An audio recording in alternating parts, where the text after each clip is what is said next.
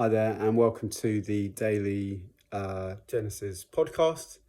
And we're in chapter 26 today. Let's get into the Word of God. Now, there was a famine in the land, besides the former famine that was in the days of Abraham. And Isaac went to Gerar to Abimelech, king of the Philistines. And the Lord appeared to him and said, "Do not go down to Egypt. Dwell in the land of which I shall tell you.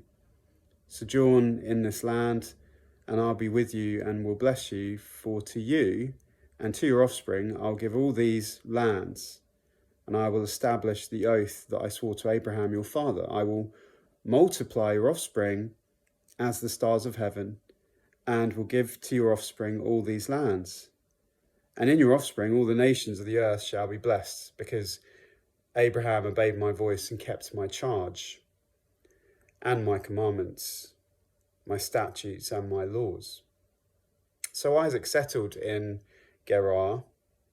When the men of the place asked him about his wife, he said, "She's my sister."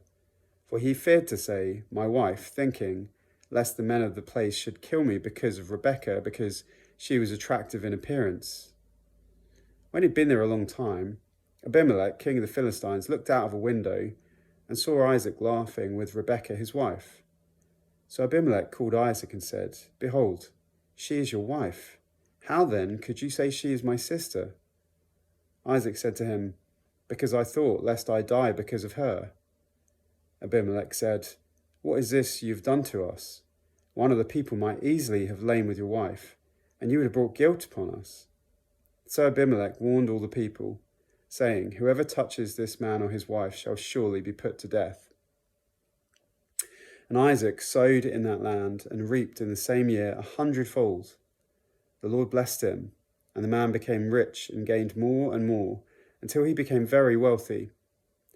He had possessions of flocks and herds and many servants, so that the Philistines envied him. Now the Philistines had stopped and filled with earth all the wells that his father's servants had dug in the days of Abraham his father. And Abimelech said to Isaac, "Go away from us, for you are much mightier than we." So Isaac departed from there and encamped in the valley of Gerar and settled there. And Isaac dug again the wells of water that had been dug in the days of Abraham his father, which the Philistines had stopped after the death of Abraham. And he gave them the names that his father had given them. But when Isaac's servants dug in the valley and found there a well of spring water, the herdsmen of Gerar quarrelled with Isaac's herdsmen, saying, "The water is ours."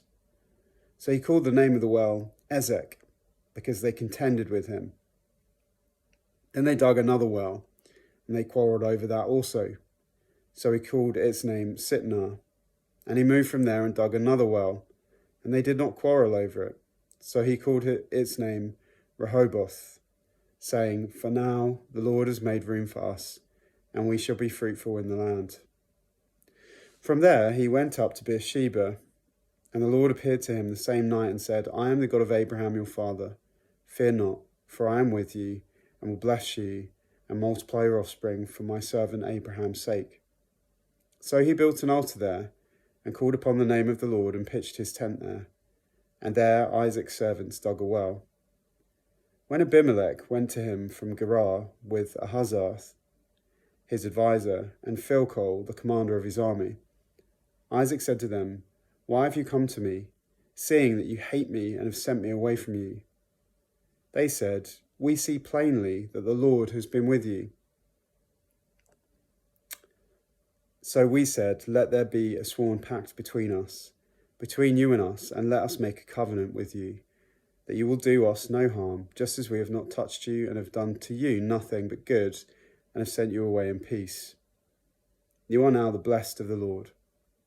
So he made them a feast, and they ate and drank. In the morning they rose early and exchanged oaths, and Isaac sent them on their way, and they departed from him in peace. That same day Isaac's servants came and told him about the well that they had dug, and said to him, "We found water." He called it Shibah. Therefore the name of that city is Beersheba to this day. When Esau was 40 years old, he took Judith, the daughter of Beeri the Hittite, to be his wife, and Basemath, the daughter of Elon the Hittite, and they made life bitter for Isaac and Rebekah. So there you go. There's the daily reading in the book of Genesis, chapter 26. Tomorrow we'll be looking at chapter 27. If you can join with me for that, that would be great. If you can't, don't worry about it. I'm sure we can catch up at a different time. Have a really blessed week, and hopefully see you tomorrow.